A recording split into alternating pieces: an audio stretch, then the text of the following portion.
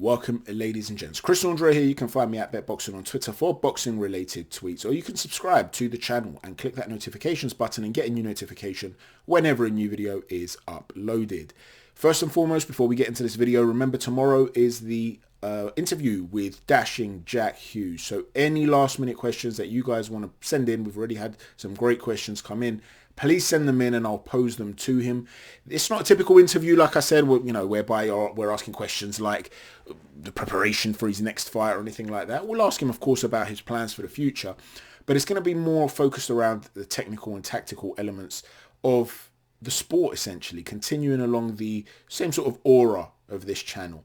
So to give you guys an example, we did a video not long ago discussing how to close the range against a taller fighter in the post-fight video of a colleague Lavatsky. So he will be asked, how do you go about closing the range against a taller fighter? It'll be questions like that. So let me know if there's anything you want me to ask. I've already had great questions, like I said.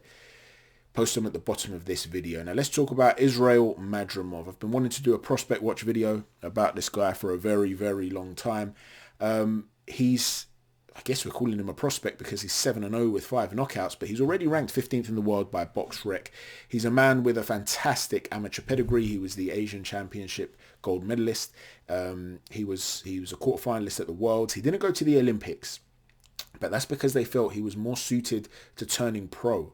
So they encouraged him to turn pro, and he's ranked number 3 in the world. Well, number 3 in the BoxRec rankings for Uzbekistan, and we know that Uzbekistan is an emerging power in the sport. So he's certainly someone you need to look out for. He has a career background in gymnastics, so that gives you an idea of the sort of agility we're talking about, the sort of ability to shift weight, and his fantastic balance. He's got some great physical attributes too. Aesthetically, he looks a lot like Gennady Golovkin.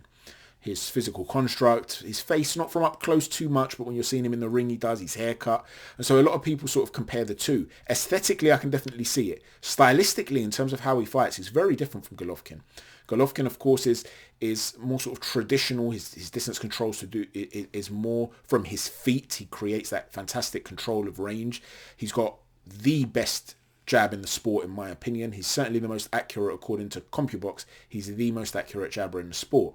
Whereas Madrimov is a little bit different. He'll often bypass the jab and he'll look to evade the first phase of attack with some fantastic upper body movement and look to jump in. Yes, he also uses a shift of footwork. He'll bring one foot back to forward as he throws a shot, something Golovkin used to do. But we can't exaggerate that similarity too much. They are very, very different fighters. He's got great lateral movement and horizontal movement. He changes the height dynamic very, very well. Something you'd expect from a gymnast who's that agile, right? His career was going swimmingly up until the fight against Eric Walker, which was 2 fights ago. And in that fight, he had a period in the middle rounds, I think it was the 6th and 7th or something like that, where he seemed to gas. And the movement stopped. And he was eating a lot of shots to the body. He overcame that crisis. So let's talk about some of the things he does well and some of the things he needs to improve on. First and foremost, like I said, he's somebody that is very, very good. He's a very, very good counter puncher.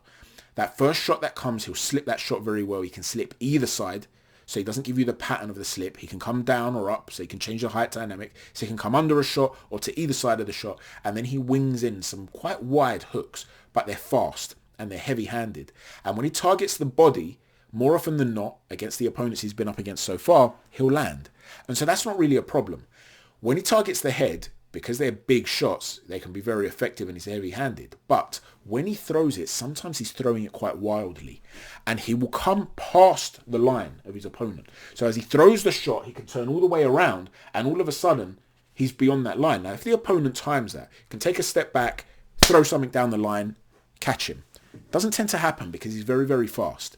So because of his fleet of foot, he's able to get away with it. The other reason he gets away with it is that when he often throws these hooks, often, not always, but often, there's a forward momentum in the way that he turns. So although he overturns, he's also moving forward.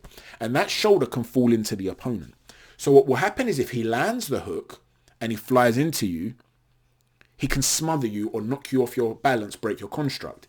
If he misses the shot and does the same thing, if you haven't stepped back sufficiently enough and he falls into you, you're not really in a position to counter him anyway, right? So He gets away with a lot of things like that. When he's counter-punching, he's a lot more effective. Very, very dangerous counter-puncher, like I said. Great center of gravity, great balance. But when he's the one initiating the attack, when he's the one that needs to launch an attack on you, if you're the one on the back foot and he's trying to chase you, he does lunge into shots sometimes. And that's a very risky situation to take. Risky position to take. To use the phrase that Dwyer loves to use, he's running red lights. And when you run a red light, yeah, okay, you can bypass, go straight through that traffic time and time again. But then one time you could really jump those lights and all of a sudden a lorry just comes and takes your car out. A Mack truck just comes and blasts you off the road. And that's a risk that he's potentially taking. Every single time he just ducks that head forward and lunges forward, relying on his fleet of foot, his foot speed. It's a risk. He's got to become a little bit more defensively responsible with how he covers his head when he's jumping in. But additionally to that, how to work his way in via that entry, how to disguise it more rather than just relying on these certain physical attributes he has. Again, we're not talking about him counterpunching. When he's counterpunching, great. But when he's initiating, he takes big risks. The other thing he tends to do, although he's very fleet of foot and can move either side when it's that first phase of attack, once he gets in, because he's shifting his foot and his back foot will come forward, sometimes he can get a little bit square on. And when that happens, he then he transfers the concept of his movement from his feet to his upper body. So he can, for a split second, plant those feet and start to look to duck. Or if he's in that pocket, he might get a little bit too greedy with the combinations, and rather than letting go of 2s and 3s, if he's letting go of 3s and 4s, that split second where he's staying in the pocket and he's relying on upper body movement, he's a more stationary target. And you saw against Emeni Colombo, who didn't get the credit for some of the really good work that he was doing, by the way, from the DAZN commentary team. You saw Emeni Colombo land some shots down the pipe, particularly that backhand, the right hand down the pipe. When it was the jab, he was still very, very effective. He was capable of moving away, was Madrimov. But there wasn't much of a tell on Colombo's right hand. He couldn't load up on it to throw big shots because Madrimov is that evasive. He's slippery. He's a very slippery character.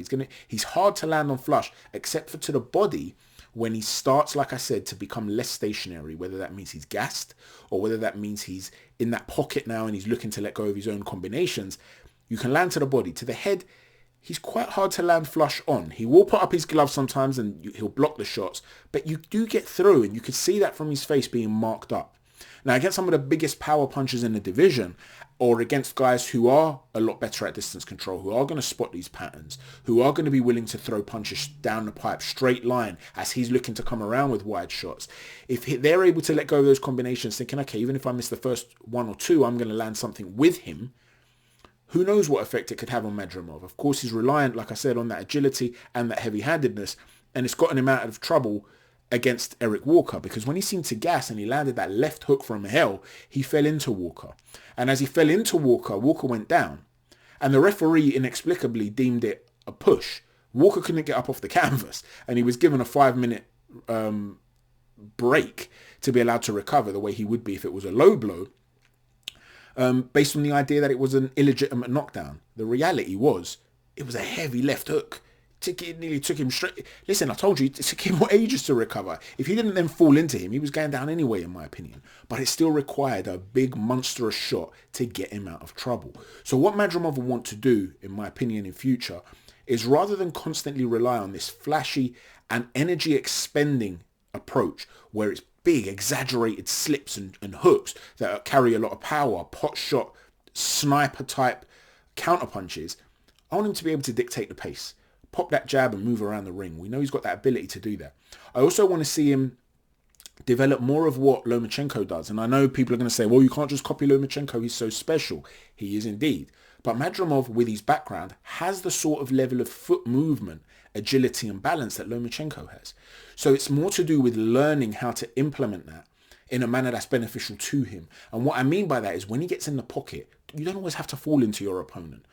Don't smother your work as much. Yes, it works for him an awful lot sometimes because he's keeping his opponent off balance and he's putting himself in a safe position by falling all the way in.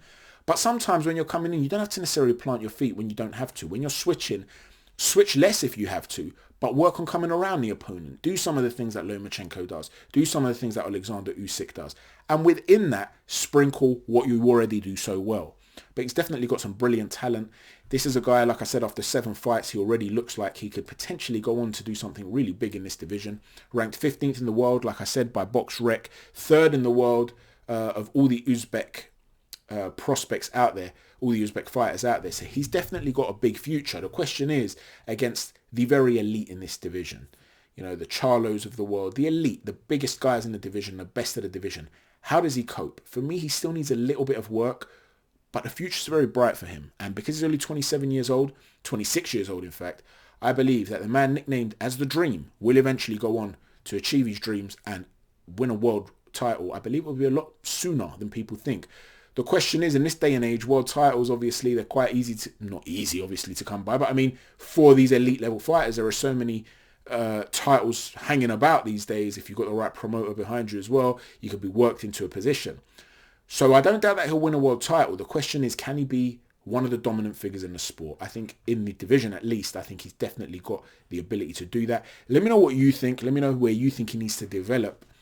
Do you think the defensive irresponsibilities will cost him at the highest level? Or do you think, listen, this guy's still a prospect at 26. He's not young, but he's only 7 fights into his pro career, and you're already loving what you see, and you expect him to really kick on and push on? Or do you think he's kind of like Emmanuel Augustus, who, like I said, he reminds me a lot of Emmanuel Augustus, who was a terrific fighter, of course. But if you look at his record, 38 wins and 34 defeats, yes, Floyd Mayweather said he's one of the trickiest fighters that he's ever fought. But ultimately, Emmanuel Augustus didn't leave behind the sort of legacy, the drunken master that he was, that people are going to talk about in years to come. It was more his style that people remember, his manner, his showboating. Madrimov won't want to be that guy. He's a lot more well-schooled, like I said. He'll want to leave a legacy behind that backs it up with titles. And there's a little bit of James Toney in him too, and he will want to have the sort of success that maybe not that quite James Toney had. It's going to be hard to emulate that level of elite legacy. But still, he's going to want to achieve some things that will bring great glory to his career and to that of his nation in the sport of boxing. Let me know what you think, guys. Thanks for watching. Chat to you soon. Take care. God bless. Get your questions in for Jack Hughes.